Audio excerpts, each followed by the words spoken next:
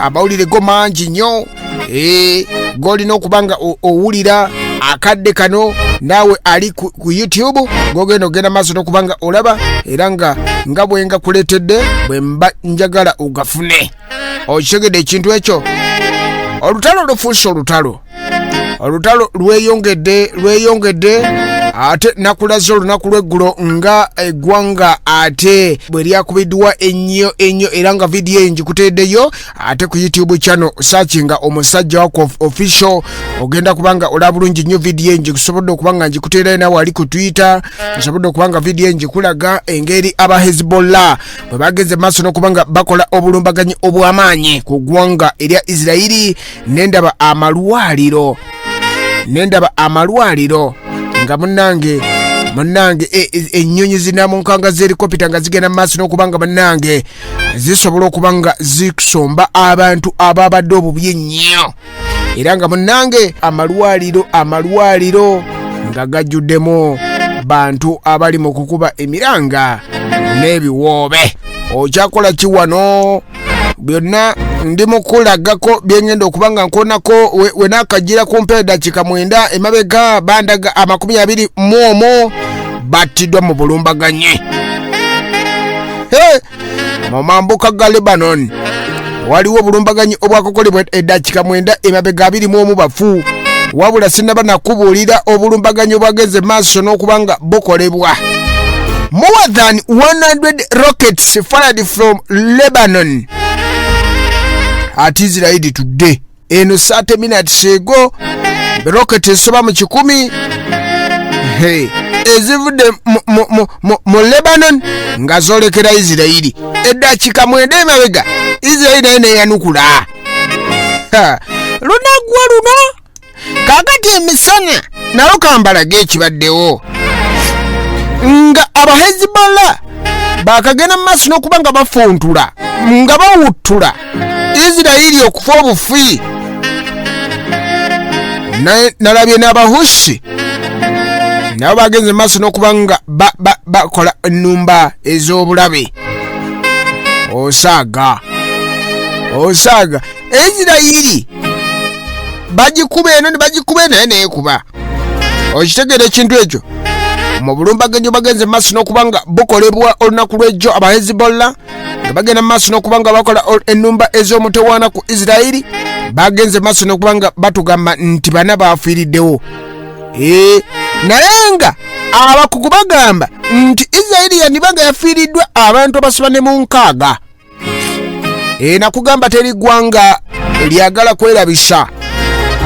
Eggwanga libeera lifiiriddwa abantu 6 basologa tufiiriddwayo abasirikale baffe nga bana bayinza okugamba nti Somalia eyo abasajja butukubyemu nnyo naye tufiiriddwa abayo abantu 10. Oba kugambye nti bafiiriddwa abantu 10 muganda wange baba bafudde nga bawera. Kaze bagamba nti tufiiriddwayo 10 munnange baba bafudde abawera.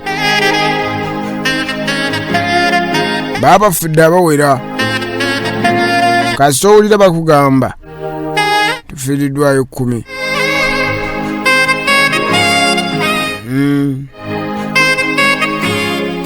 Naye nga kitalo nnyo, kitalo ddala ng'omanya ng'omanya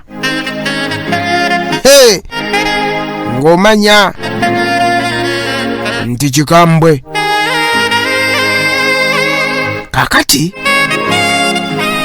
simanyi bakyenda bakyolaba oba nsooke mbalage zidrona ataaka baadde batugamba nti bana be baafudde naye ng'olowooza babadde bana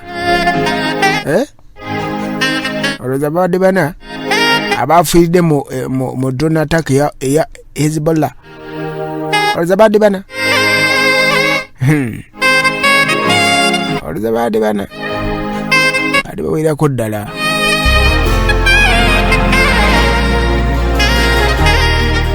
Babadde bawerako ddala naye omuwendo batugambye bana.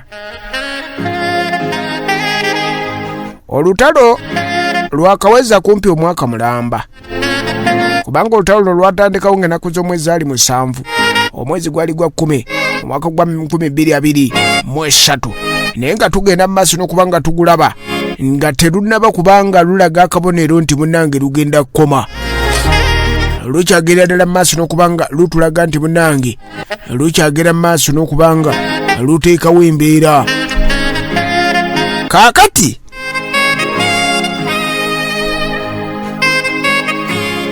UN egamba ki ekibiina eky'amawanga amagatte kite kiri United Nation era nga kigenda mu maaso n'okubanga kirwanirira eddembe ly'obuntu